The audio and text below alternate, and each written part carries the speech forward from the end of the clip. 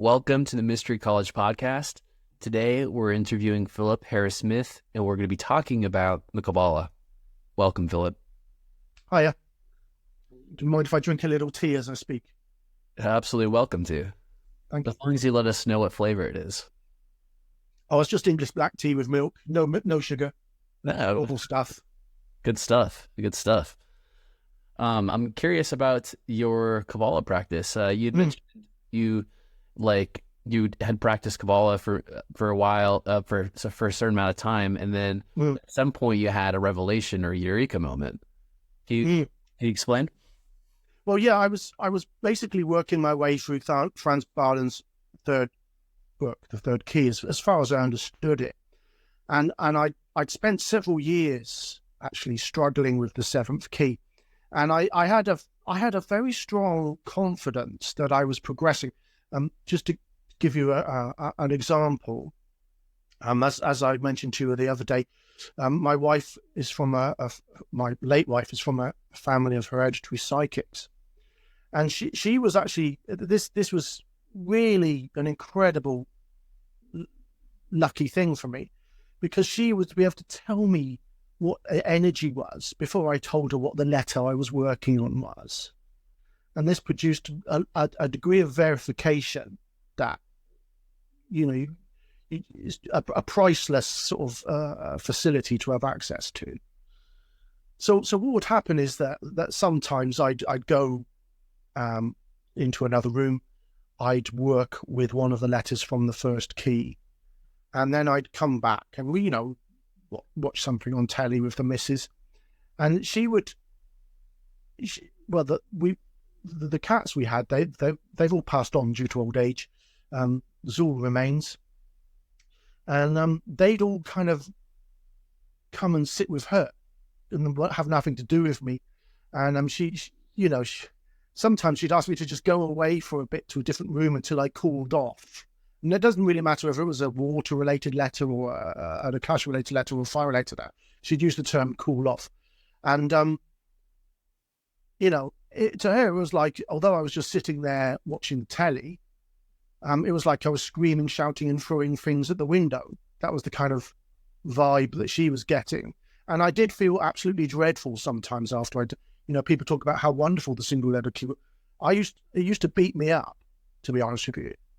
It was really quite unpleasant at that time. Now, the upshot of all this is I thought I was obviously progressing. It was a struggle, but I thought that I was progressing because I was getting good feedback from someone else who wasn't doing the key, but they were able to identify the energies without me telling them what letter I was on necessarily. And as I progressed with a particular letter, the side effects would attenuate, and eventually it would be just okay, and then I could move on to the next one. So in my view, I was progressing with the single letter key very slowly, we were doing evocations and I was doing alchemy, and it wasn't just that. So it wasn't a grind in that way. And once I'd finished the single letter key, I finished with the single letter key. It's time to do formulas. It's time to do double, triple, quadruple, and so on. And what I found was I could get them to work, but only after I built up for, say, half an hour. And Barden's quite clear. They are more or less straight away, and they're kind of automatic. So despite all my effort and the feedback I was getting, I was kind of forced to the conclusion that I hadn't done it properly. And I had not completed the single letter key. So basically at that point, it was a very difficult time because my wife had just passed away at that point as well. And so the work had been shelved because it was very important to both of us that she stayed at home. So I was her nurse for a period of time before she then eventually passed. So one of the realizations I had, and that actually, in fact, she told me, because her realizations were increasing as she approached the threshold, was that I hadn't done the seventh key, and I needed to go and look at it again. And fortunately for me, and I've never seen anything like it before, there may have been things like that before, but I didn't know about them. There was a course run by Ray de Sol at the Perseus Academy, a Kabbalah course. So I just, one of the things I did was straight away enroll on that. And Ray has achieved the creative word. And it was thanks to his, you know how Kabbalah means from mouth to ear. There was definitely a component of that from Ray to me. And it's thanks to him that I did finally achieve that single letter key and move on. And now the problem's kind of the other way around, because when you do a multiple letter or 2, 3 or 4 letter formula, the activation, the onset is so sudden, you can kind of overcook it and feel really quite unpleasant for a while afterwards. So you have to sort of like it. For me, it's totally different to everything that's gone before, where I used to have to work and struggle to get somewhere and finally get a breakthrough. When I use one of these formulae, it's like flipping a light switch.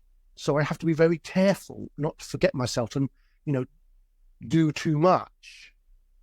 And that's where I am at the moment. In fact, only recently I have been overdoing it. I've had to kind of stop doing it for a week or two just to let it all settle down again. But I suspect that's part of the fact that it's winter time and you don't tend to have lower energy levels generally anyway. So that's how the Kabbalah work went for me. And I would recommend, the problem with the English version is there are errors. And you need, Ray, for example, has corrected those errors in the book he wrote. Let me show you this one. He has corrected the errors for the English speaker in this. Now, I'm sure there may well be other books that do the same, but I only know that one to recommend. Yeah. And is there any particular letters that has caused a lot of people trouble, like with the color or the intonation? For me, the intonations were incorrect. And Ray gives the correct intonations. So sometimes the sound, the verbal sound, when you do it at the physical, was wrong. And that was, but there's an element of from mouth to ear in that. You need to, it really helps to hear it being said, that letter being said by someone else, actually hear and then listen and picture the sound in your mind to then make the sound yourself. And that linked to the concepts attributed to the letter at the different levels. And that linkage was missing. So like I say, there is a from mouth. Now, Bond suggests that in the book as well. There is still an initiatory part of that work that you need. Yeah. From someone else, as far as I can tell. Well, it was certainly my experience anyway. Yeah, that makes a lot of sense. And I wonder too about the some of the letters that you find yourself using now with evocation stage. Well, usually, for example, I've had a great deal of work with the Shemham 4 Ash Angels that are the genii of the sphere of Mercury in Barden's second book. And if you look at each sigil that Barden gives, he also gives a Kabbalistic formula for each one. So then, therefore, when you have the third key, the creative word, you can use those formula. Along with if you've already worked with the genii, you may already have a personal sigil in your Liber Spiritum. Otherwise, you can use the generic sigil to start with and use the creative word for the formula as well. And that really, that's brilliant. But also the quality and quantity formula for the Mercury genii that Barden gives, they are also very significant. Because quality quantity is very important. If you, to use an analogy, I was writing a piece about this a while ago, but I haven't finished it yet. Let's say you wanted a carpenter to make you a table, right? So so for example, many years ago in Egypt, I did I did the Enochian thing. What's it called? Mystica something or other, with the cedarwood table. So let's say you wanted a carpenter to make you a table. Right. And he turns up and he agrees to make the table. He's got all the skills, all the tools to make a table. You don't give him any wood. So he's got the qualities to make a table, but he lacks the quantity. He doesn't have the wood. So then he goes around your house, he rips a piece of a window frame, takes a piece of wood from the roof, rips off a few panels from your bathroom, and there you are, you've got your table. But bits are missing from your house. Now, if you say your house is your body, you could have perhaps injured yourself even, because the energy's been drawn from you to do the thing. But because you didn't provide the quantity, you only provided the quality. The energy is just drawn naturally, and some of it will come from you. You could do yourself a mischief. So the quality and quantity must both occur. They must both be there. The carpenter not only must have the skills to make the table, you must also provide them with the wood to build it. Otherwise, it might not work out so well. Does that analogy help? Yeah, that makes sense. The woodworker needs both the materials and the training, the skills, and the clarity of intent to just build. Exactly, yeah. So the Shaman Force Angels, or the Mercury Genii, they have a qualitative and a quantitative formula. So that and that's on top of the special formula for evocation given in their seals by Bardem. So you've got a lot of work there that's going to be really fruitful when it comes to integrating your Kabbalah creative word activities and your evocation. That's kind of, I've got to say, I'm having a great time with that. Yeah. Now, other genii in other spheres, as Bardem points out, the qualitative and quantitative are in one name, so that's a different deal.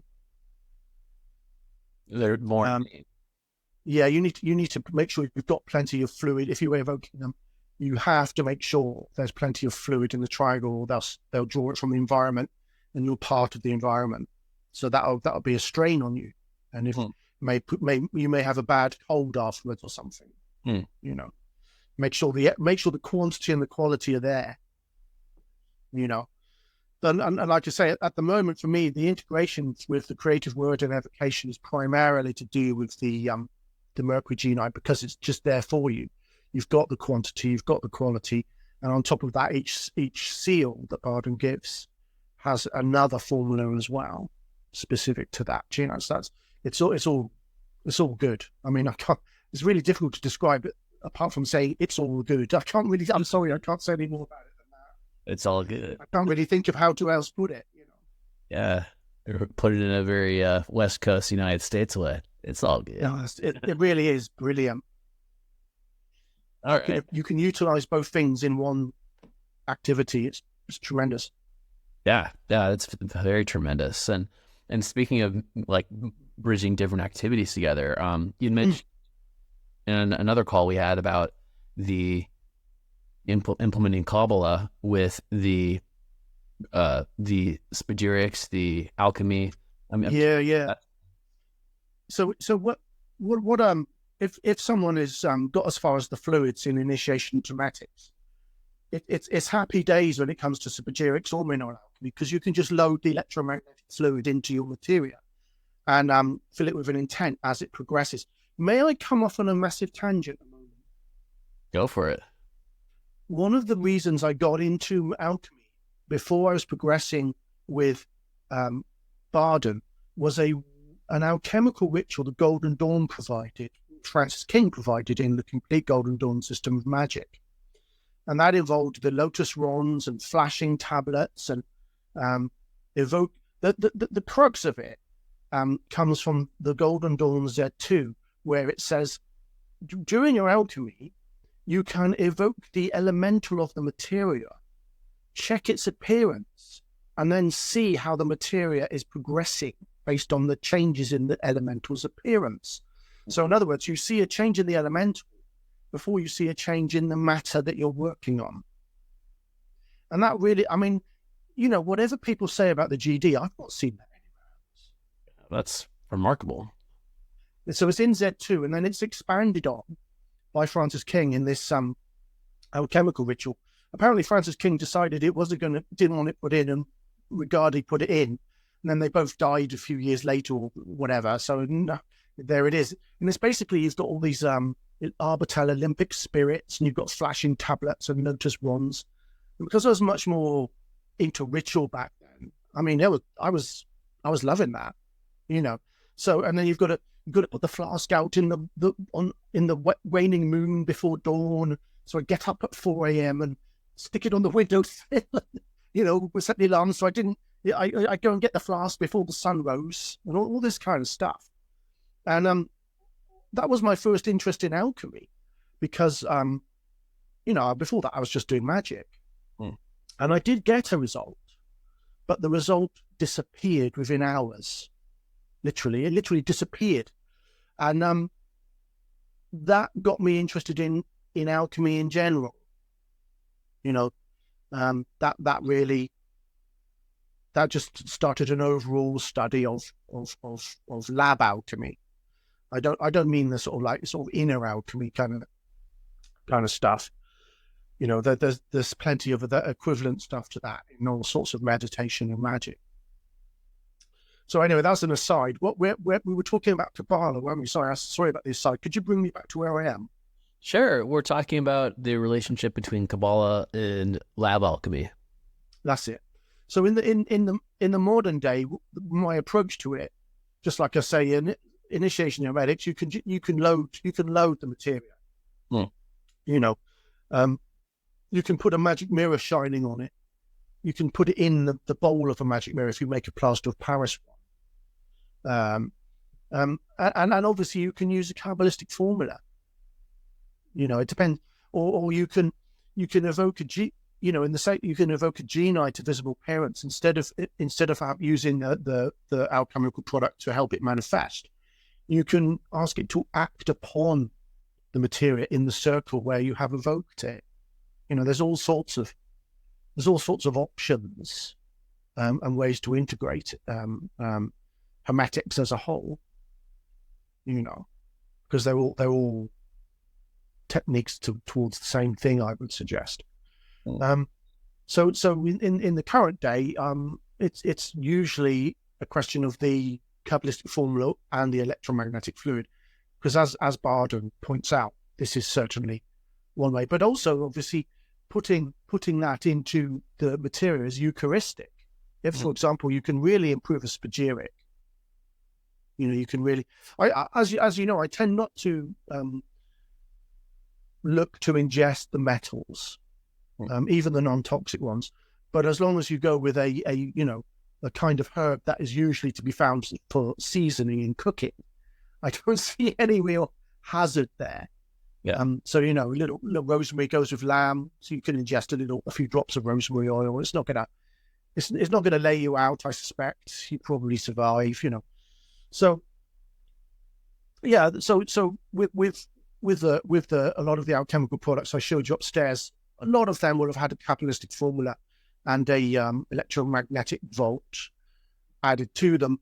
And then also you don't even need to do that. You could just put the formula in Eucharistically if you're going to ingest it and not use it in ritual. You know, just as with the creative word, loading food is such an easy way to get effects with Kabbalah, with Barden's Kabbalah. You know, if you should just load your meal before you eat it.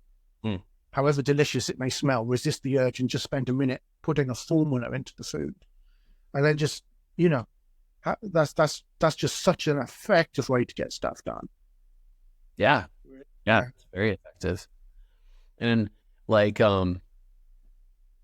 and do you find the Kabbalah work that you've done to translate into mundane aspects of your life as well as more sacred, profound moments? The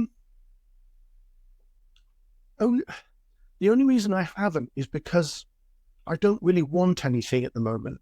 In the past, I've done things that other people, I'm sure, would consider an unethical abuse of magic, both in the grimoire work and with vaulting, electromagnetic vaults and things like that. But in the current time, I'm not really that bothered about matters where people normally come into conflict. And I'm not really needing anything. But I suspect that if I did need to resolve a conflict as best as possible, or I needed something, I could probably get it done. But I have to admit, I haven't really. Most of the stuff I do is mental level stuff, 2-letter formula. I mean, the CY formula and the CU formula. That's all I sometimes think, oh, I'm going to do this other formula, and I do it, and then I get I just go back to those. Yeah. I just do those. They seem to be all I need at the moment. I know normally, I could do that formula, and I just do this. And I write them out. I prepare them. If it's going to be 4 letters, I've got an image of what I call a timestamp, a time frame for it to be good. Who cares? And I just go back to the CY or the CU formulas, the 2-letter formula. That's all I'm doing at the moment. It'll change eventually, I imagine. So there's no doubt that the Kabbalistic formula will produce effects more rapidly than anything else I've done. You just feel it. Just because of this auto-activation, when you do a 2-letter formula, it just works. Whereas if you do an evocation, you have to get the evocation done. It takes preparation, it takes materials, it takes time. You go out of your body, bring the genii back. Do you have a sigil? So there's all this stuff going on. And although there's a pleasure in that stuff in and of itself, you still have to go through a process. With these formula, they seem to activate very quickly in less than 2 or 3 minutes. You iterate a formula once or twice, you can't take anymore. Well, I can't anyway. And like I say, recently I've had to actually stop doing formula for a few days because I've been overdoing it. And I just had to stop. Yeah. So I was feeling really quite, frenzied and tingly, and I had to just leave it go for a while. Yeah. So I would therefore assume that if I did apply it to results, they would be affected readily. Yeah, that makes sense.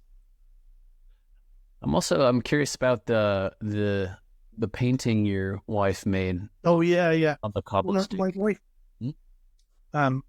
If it weren't for my wife, I probably wouldn't have achieved evocation because I was having immense difficulty with evocation. And I actually met her at it was like a pagan meetup, and I think it was a course at the university in uni. I forget anyway. It was a long time ago. I think I met at both of them, and I was looking specifically someone who had ability to see things more readily than I can or could. And we actually met and had coffee in town, and I showed her the work I'd done. It was for a evocation of an element of fire angel, and it hadn't worked. And I said, what I need is someone who's got a much better clairvoyance than me, someone who's a psychic like you are, to give me insight into what's occurring during the conjuration, and for me to get a better understanding of the mechanics of what I need to do. So that's how we met, because she was quite curious. I think because I'd been so rigorous, and I actually produced this massive book of all the stuff I'd done, but even though it hadn't worked, she decided to, I was probably worth a little more time and effort than perhaps other people she'd met on the scene.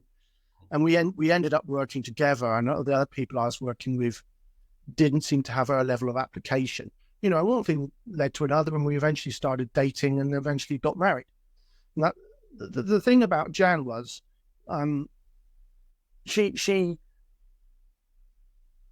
just had a natural ability to interact with genii. So for example, let's say we are going to together evoke a genii of Mars for the first time. So she as a hereditary can't really straight away in a ritual way get contact with that genii. So what happens is I would bring the genii to, at the very least, near to the physical, preferably so that it appeared in a mirror the first time, not necessarily physically manifesting. And then we would both receive a sigil, a personal sigil from the genii. Now that meant that from then on, Jan didn't need me, and she could work with that particular genii outside of ritual. So she just put a little "Do Not Disturb" sign on the bedroom, and that's where she had her altar, which was much more witchcraft oriented than anything I had. And if that "Do Not Disturb" sign was up, that meant she was doing stuff. Now it could have been with any of it may not have had anything to do with any of the genii that we had worked with together, but a lot of the time it was. And she would be just, without doing any ritual or circle or anything, she would just be doing something with a particular genii, and maybe then quickly switching to another one.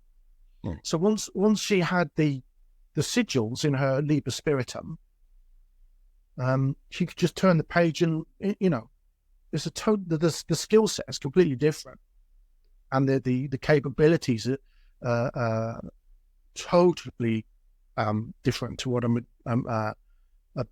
bardalist hermeticist has, but they're so complementary. She helped me so much, in my magical work over the years, and predicted many things. I wrote an obituary to her when she passed. For example, a couple of years before COVID, she said, "Go and buy these clothes and these shoes. Just buy them." No, okay. And of course, you couldn't go to the shops to buy things, and my shoes were wearing out. But I had some spares. She didn't know, or either she didn't know or she didn't say why, because she couldn't be bothered to explain. Yeah. But I quickly learned not to do the curse of Cassandra. Just if there would be a certain look in her eye.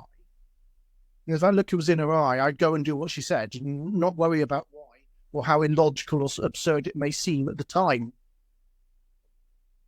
So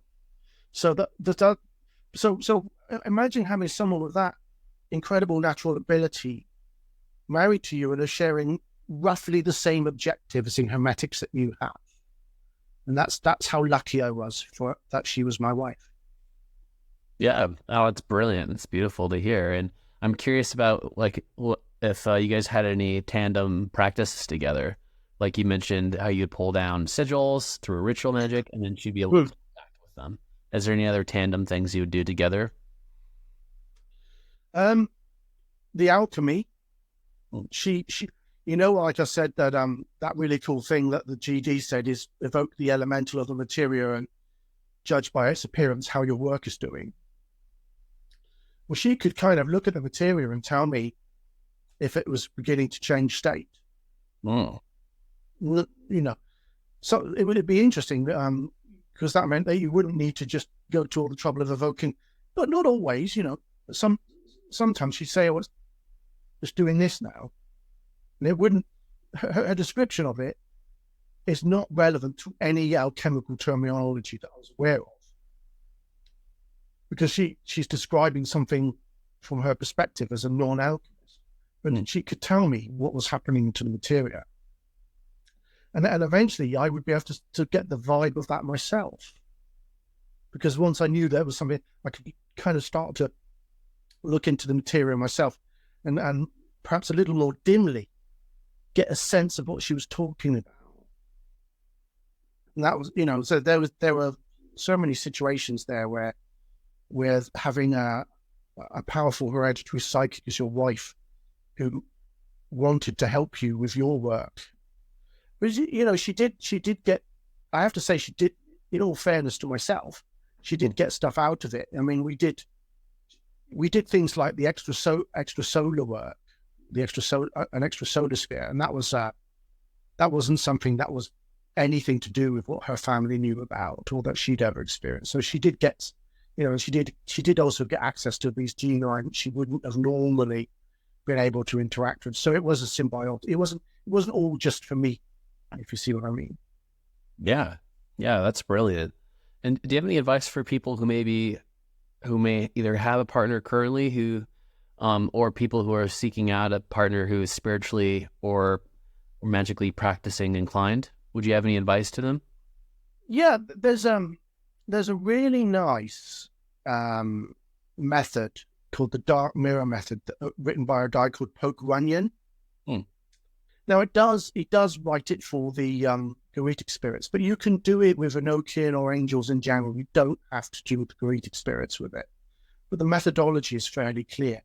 And if you have a partner, whether they are a gifted psychic or not, you can do that together. One of you can be the seer and the other can be the conjurer. You can get some really cool results from it. Just remember, though, that the spirit is not in a triangle. And if you are choosing to work with an averse or cleophotic spirit, remember it is not bound.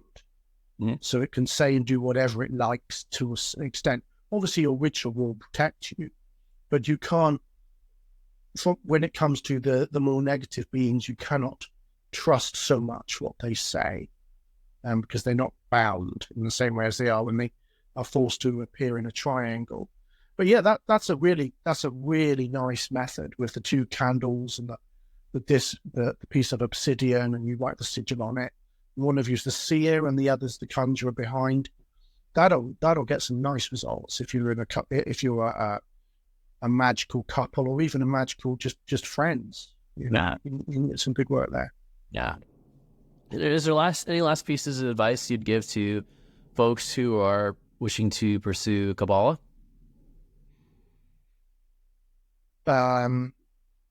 Well, with Franz Barden's stuff, you need, he says you need at least step 8 of initiation schematics, or you'll do yourself a mischief. And by that he means physical or psychological or psychiatric harm. And that is true. The reason I think it's true is because even after I had done all that work, when I was doing the single letter key, I took a hammering. And that's with all the other stuff I've done. So if you come to it without any previous work and you actually get some kind of traction with it, it could be quite a serious upset for you. Obviously, when it comes to just the normal Tree of Life Kabbalah, that's a different thing. But with Barden's Kabbalah, it is something you need to come to after you've worked with the system for some time. Just on a point of safety. It'll either not work, or God help you if it does actually start to work. That's all I could say. I'm sorry that sounds a little negative, but it's important that I was full of absurd enthusiasms in my 20s, and I might have done it. So if I would have been stupid enough to do it, that means other people might also have had a similar inclination. You know what I mean? So I have to point that out. Get the other stuff. Get initiation into hermetics under your belt. Take a look at the evocation work. That's what I would sincerely advise that. Thank you so much for your time today. It's a pleasure, mate. All right. Speak to you soon. Cheers.